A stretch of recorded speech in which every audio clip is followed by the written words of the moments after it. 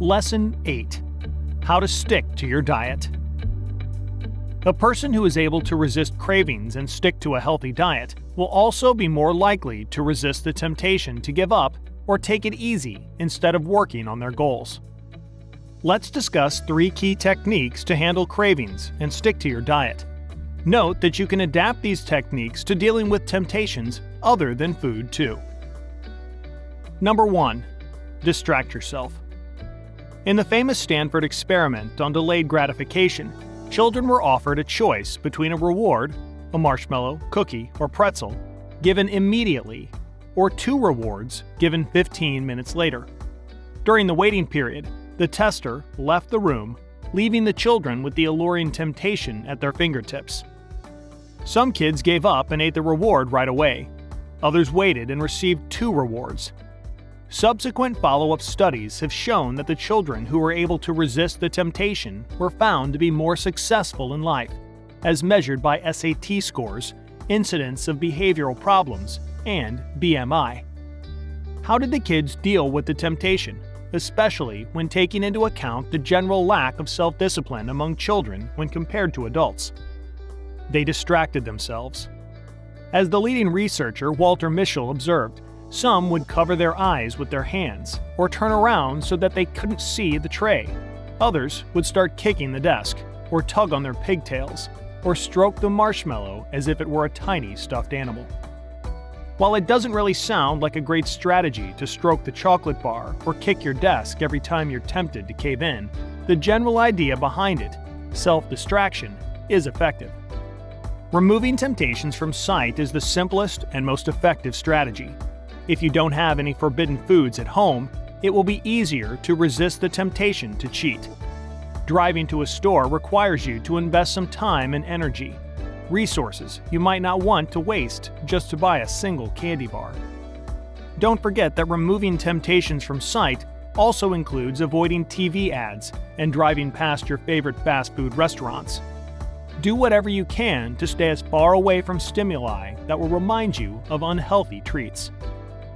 Secondly, when tempted, postponing gratification for 15 minutes is usually enough to greatly diminish the craving.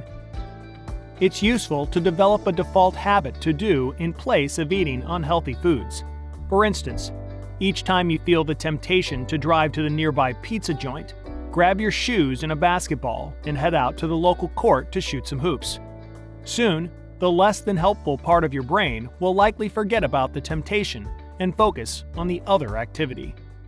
If the craving is still there, instead of trying not to think about it, try to redirect your attention and get your mind occupied by something else.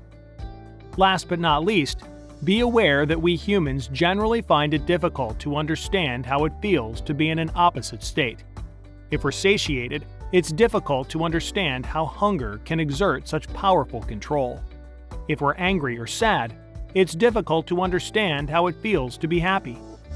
If we aren't sexually aroused, we'll fail to predict the kind of risky sexual decisions we can take while being in the hot state. In the case of craving for unhealthy food, it's difficult to imagine that eating will not be delicious. The first bites might very well be delicious, but later on you'll experience the emotion you would have never expected during your hot state. That, say, a pizza no longer tastes like heaven once you eat a slice or 2. Then, there are also other negative effects of giving in to a craving, like how upsetting a certain food can be for your stomach, or how quickly you feel bloated. It's difficult to think of these consequences when you're in the hot state, so it's important to be realistic about the cravings by pondering all the potential outcomes. Logic doesn't always work to avoid these wrong decisions. After all, we are talking about emotions here, but it can help. Number 2. Don't make it too difficult. It's useful to be a self-disciplined person, but it doesn't mean you should make everything as difficult as possible just so you can improve your willpower. The easier dieting is, the less likely you'll be to cave in to a temptation and give up. When I was dieting, having a designated cheat day every week helped me handle cravings because I didn't have to give up my favorite unhealthy foods forever. It was just for a few days. I didn't crave these foods so much every day because they weren't completely forbidden. Giving yourself a scheduled break will also save you guilt. Instead of entering the vicious post-guilt cycle, I already screwed up, it doesn't make sense to get back on track, which will surely happen because few people can adhere to a strict diet with 100% accuracy. Incorporate scheduled cheating into your diet. It's about long-term commitment, not depriving yourself of everything and hoping you'll fight off every single temptation. As long as you maintain healthy eating habits 80 to 90% of the time, you'll be fine. Both your health and self-discipline will improve the longer you stick to a healthy diet, even with occasional returns to less healthy foods. Number 3. Change your cravings. People succumb to cravings not only because they miss eating pizza, hot dogs, ice cream, or French fries. They also cave in because they never come up with alternatives to them. Let's be honest here, you can't replace the chocolate melting on your tongue with a stalk of bland celery. However, there are some alternatives that can satisfy your sweet tooth while not ruining your diet. They include foods like all kinds of berries, strawberries, raspberries, blueberries. Is there anyone who doesn't love them? Dark chocolate. It's much healthier, and due to its deep taste, we're talking about 70% plus cacao content here. You'll need much less to satisfy your sweet tooth. Smoothies. Just don't go overboard with them. That's a lot of fructose. High-quality honey. There's a world of difference between cheap store honey and local organic varieties. Experiment with various flavors. Carob. While not entirely something you can eat on a daily basis as a healthy alternative, it's a good alternative to regular chocolate. Some types of unhealthy foods can be made healthier by using healthier ingredients. For instance, pizza can be made with whole wheat flour, homemade tomato sauce, and a high-quality cheese. You can eat natural frozen yogurt and mix in some berries instead of eating store-bought ice cream.